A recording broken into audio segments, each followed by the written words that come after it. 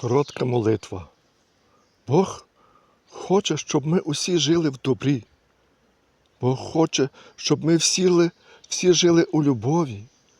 Я прошу, Боже, Ти мене навчи, щоб у правді днів і добрій любові я жив завжди з Тобою, вмів